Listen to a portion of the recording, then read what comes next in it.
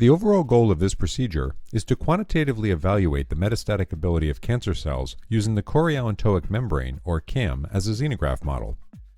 This is accomplished by first incubating fertilized eggs until they have a mature CAM.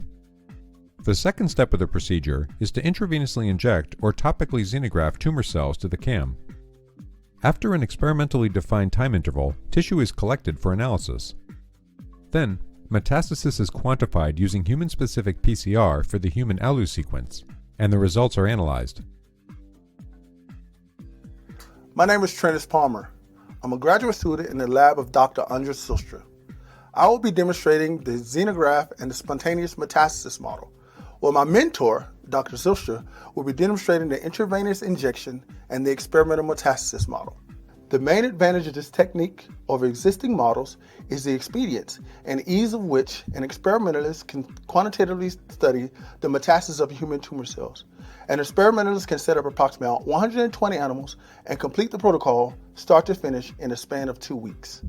Because of the accessibility of the chick embryo and the ease of manipulation, the system is readily extended to additional ex ovo applications.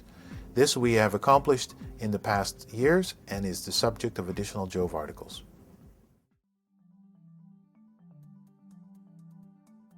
Freshly laid fertilized chicken eggs are incubated in a rotating incubator 4 times per hour for 10 days.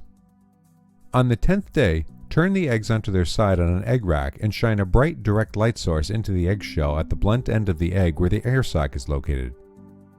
Now, locate the branch point of the chorioontoic vein. It is most easily identified by rotating the egg within 20 degrees of its long axis to visualize the point at which the